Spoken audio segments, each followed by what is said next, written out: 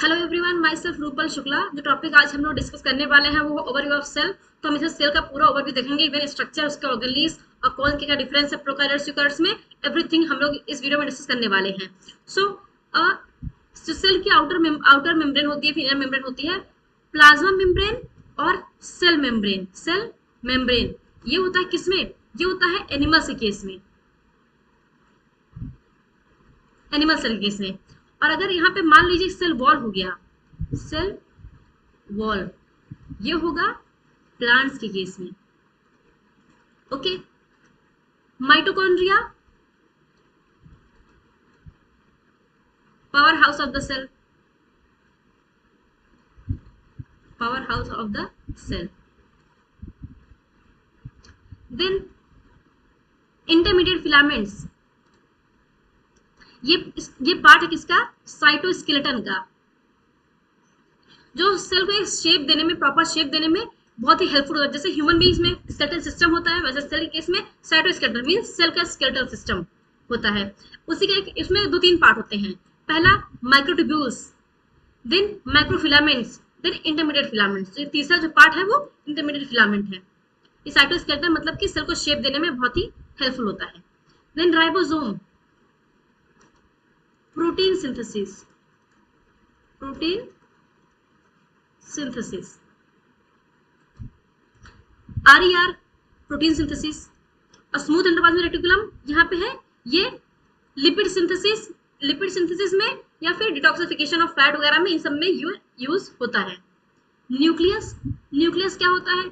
Nucleus cell का main part होता है, मतलब मेन स्ट्रक्चर होता है। और न्यूक्लियस जो है वो एनिमल सेल का लार्जेस्ट सेल है, एनिमल सेल्स लार्जेस्ट ऑर्गेनली।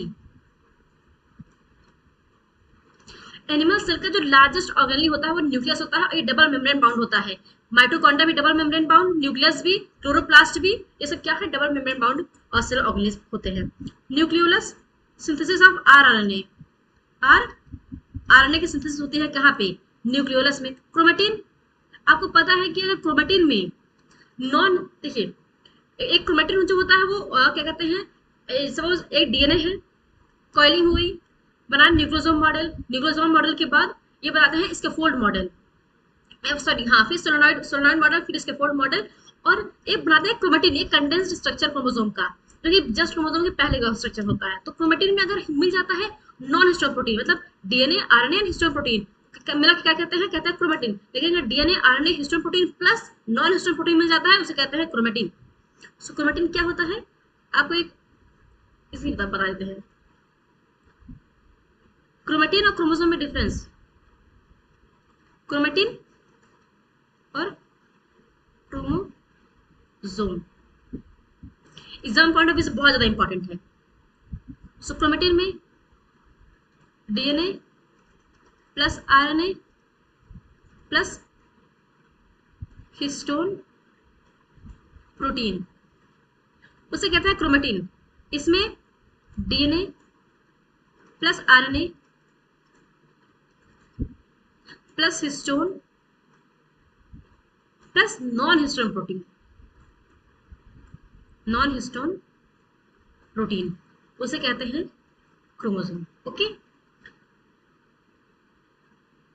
हाँ। सो और साइटोप्लाज्म क्या होता है? यहाँ पे सारी activities, all activities are performed here, where? In the cytoplasm. Microtubule बताया था अभी, साइटोस्केलेटन का पार्ट है। सेकेंड, फिर सेंट्रोसोम, सेंट्रियोल, ये प्रेजेंट होते हैं एनिमल सेल में, प्लांट सेल में एब्सेंट होते हैं। माइक्रोफिलामेंट्स हमने आपको ऑलरेडी बता दिया, साइटोस्केलेटन फिलामेंट, साइटो जो स्केलेटन होता है, सॉरी ये देखिए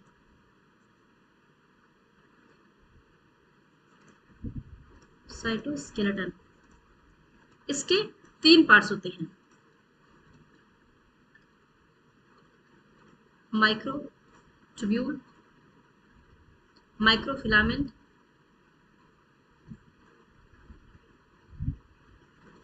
इंटरमीडिएट फिलामेंट।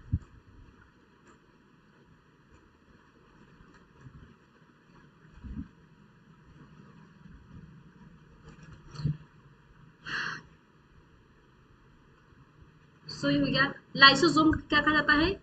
Suicidal bag. और ये होता है single membrane bound organelle. Vacuole, vacuole भी सिंगल मेम्ब्रेन होता है, इसको जिसे कहते हैं टोनोप्लास्ट। सेक्रेटरी, और ये जो वैक्यूल होता है ये, एंड ये लार्जेस्ट पार्ट, लार्जेस्ट ऑर्गेनली होता है in plant cell. Then peroxisome single membrane organelle, और Golgi apparatus bridge traffic of the cell कहते हैं इसको, क्योंकि ये प्रोटीन को ट्रांसपोर्ट में हेल्प करता है और ये भी सिंगल मेम्ब्रेन होता है। सो ये रहा सेल का एक ओवरव्यू, जिसमें जितने भी लेवलिंग थी, जितने भी पार्ट्स थे, आपको एक कंप्लीट स्ट्रक्चर एक कंप्लीट ओवरव्यू दिया हुआ है। सो जो अगर हमें सेल ऑब्जर्व करना होता है, जो हम लोग माइटोसिस म्योसिस परफॉर्म करते हैं कॉलेजेस में, स्कूल्स में, तो उसमें जो ओनियन सेल को और ह्यूमन चीक सेल्स को हम लोग ऑब्जर्व करते हैं अंडर दी माइक्रोस्कोप, क्योंकि ओनियन सेल को कहा जाता है टिपिकल टिपिकल प्लांट सेल, क्योंकि इसमें सेल वॉल प्रेजेंट होता है, इसलिए कहा जाता है ओनियन सेल। ओनियन के जो सेल होते हैं कहा जाता है टिपिकल प्लांट सेल, क्योंकि उसमें सेल वॉल प्रेजेंट होता है एज ए आउटर मेम्ब्रेन, जो कि सेल के जो कि सेल को कवर करता है। और जो ह्यूमन चीक सेल है, इसका जो जो जो आउटर मेम्ब्रेन है, उसके अंदर क्या होता है, सारे ऑर्गेनेल्स प्रेजेंट होती हैं, जिसमें जो और मेन जो ये है न्यूक्लियस, ये होता है डबल मेम्ब्रेन बाउंड ऑर्गेनली, क्योंकि क्योंकि सेल में जो मेन ऑर्गेनली होती है वो न्यूक्लियस होता है, और जिसके के अंदर प्रेजेंट होता है इनसाइड दिस सेल मेम्ब्रेन, फिर प्लाज्मा मेम्ब्रेन के अंदर प्रेजेंट होता है न्यूक्लियस, वो भी dense membrane bound cell organelle है न्यूक्लियस। क्योंकि न्यूक्लियस पास क्या होते हैं, बहुत सारे हेरिडिटरी मटेरियल होते हैं, लाइक जेनेटिक मटेरियल, जैसे कि डीएनए। जो डीएनए प्रेजेंट होता है वो प्रेजेंट होता है किसमें? न्यूक्लियस में। इसीलिए न्यूक्लियस में क्या होता है? ट्रांसक्रिप्शन प्रेजेंट होता है, transcription. Cells that have membrane bound nuclei are called eukaryotic cell. Means देखिए, जिसमें जिनमें प्रेजेंट होता है मेम्ब्रेन बाउंड ऑर्गेनेल्स, वो होता है यूकैरियोटिक सेल, जिसमें नहीं होता प्रोकैरियोटिक सेल। क्योंकि देखिए, सपोज सेल होते हैं टू पार्ट्स में, प्रोकैरियोटिक सेल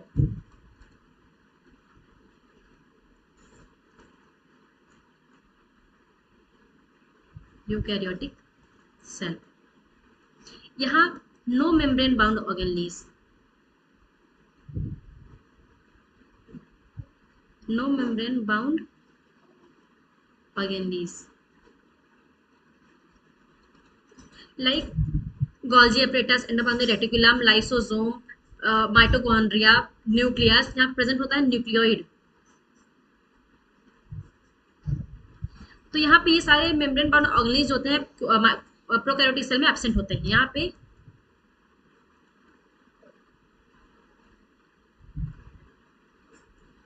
मेम्ब्रेन बाउंड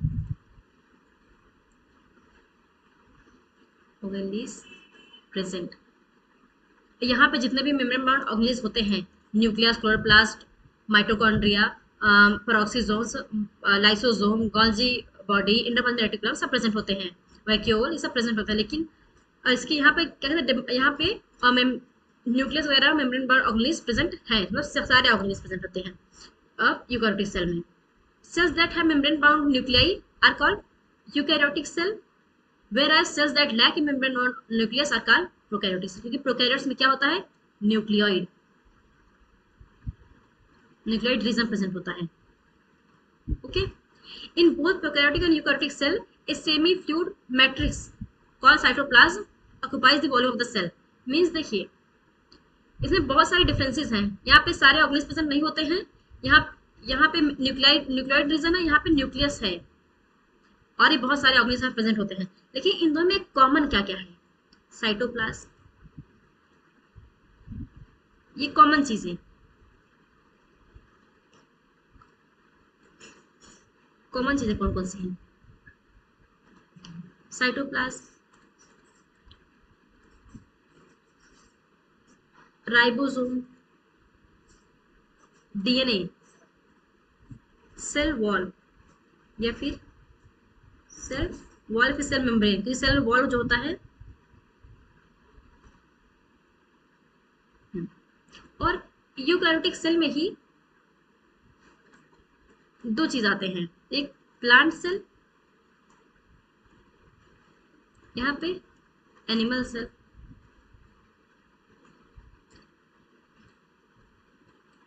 अब प्लांट सेल में प्रेजेंट होता है सेल वॉल,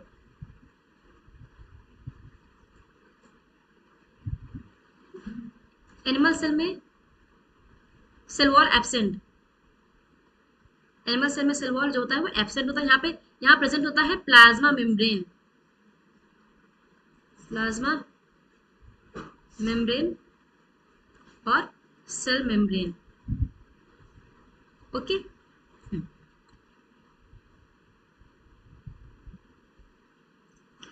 और the cytoplasm is the main area of cellular activities in both plant and animal cell. इस साइटोप्लाज्म में ही सारे जो भी जेनेटिक इंफॉर्मेशन जो भी ऑर्गेनिज प्रेजेंट होती है वो प्रेजेंट होती है साइटोप्लाज्म में, और इनमें ही सारी सेलुलर एक्टिविटीज होती हैं, वो दोनों में प्रेजेंट होती हैं।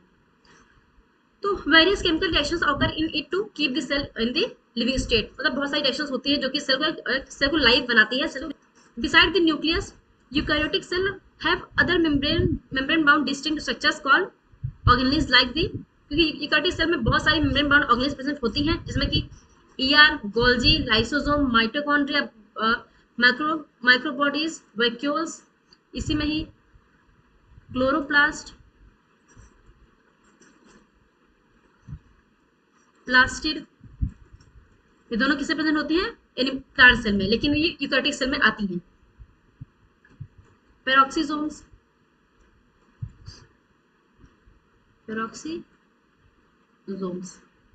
ओके। तो next, the prokaryotic cell lacks membrane bound organelles, मैंने ऑलरेडी बता दिया। जो राइबोसोम्स हैं वो नॉन मेम्ब्रेन बाउंड ऑर्गेनेल्स होते हैं बोथ प्रोकैरियोटिक और यूकैरियोटिक सेल में। हाँ, सो ये एक पॉइंट हम आपको बताते हैं कि जो राइबोसोम है,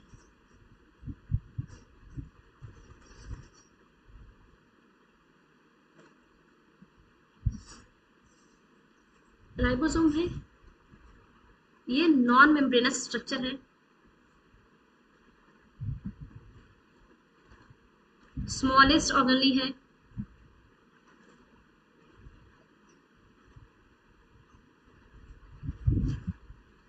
present in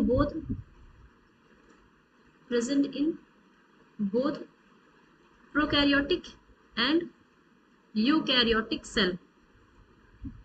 प्रोकैरियोटिक में 70s, यूकैरियोट्स में 80s। और ये कहाँ प्रेजेंट होती हैं? Present in cytoplasm, mitochondria, chloroplast and RER, rough endoplasmic reticulum. यहाँ पे राइबोसोम्स प्रेजेंट होती हैं, और भी बहुत सारी सेल ऑर्गेनेल्स है जिनमें क्या होते हैं, जिनमें जो नॉन मेम्ब्रेनस होते हैं, वो हम आपको नेक्स्ट वीडियो में membranes organelles, non membranes organelles, single membrane bound organelles, सारे फंक्शन इनके क्या उनको कहा जाता है, वो सारे हम एक डिटेल वीडियो में एक वीडियो बनाएंगे नेक्स्ट में, सारा डिटेल में डिस्कस करेंगे। सो जो प्रेजेंट होते हैं बोथ प्रोकैरियोटिक और यूकैरियोटिक सेल में, क्या? राइबोसोम, नॉन मेम्ब्रेनस स्ट्रक्चर, याद रखिएगा। Within the cell, ribosomes are found not only in cytoplasm but also within the two organelles, chloroplast and mitochondria, बताया, और RER में भी प्रेजेंट होती हैं। और देखिए यहाँ बात की गई है ऑर्गेनेल्स की, इसलिए क्लोरोप्लास्ट और माइटोकॉन्ड्रिया ये बताया गया है, लेकिन ये प्रेजेंट होती है साइटोप्लाज्म में भी, जो कि साइटोप्लाज्म एक ऑर्गेनली नहीं है, एक मैट्रिक्स है, एक सेल का मैट्रिक्स है, जो कि हर सेल में पाया जाता है, चाहे प्लांट सेल हो, एनिमल सेल हो, या फिर यूकैरियोटिक सेल हो, प्रोकैरियोटिक सेल हो, सब में पाया जाता है। Animal cells that contain another membrane-bound organelle called centrosome, which helps in cell division. So, जो नॉन मेम्ब्रेन बाउंड ऑर्गेनेल्स होते हैं वो होते हैं, पहला राइबोसोम नॉन मेम्ब्रेनस, और दूसरा centrosome. So this is the end of the video. सो अगर आपको वीडियो अच्छी लगी हो तो वीडियो को लाइक करिए, चैनल को सब्सक्राइब करिए, अपने दोस्तों के साथ जरूर शेयर करिए। तब तक के लिए स्टे ट्यून्ड, थैंक यू।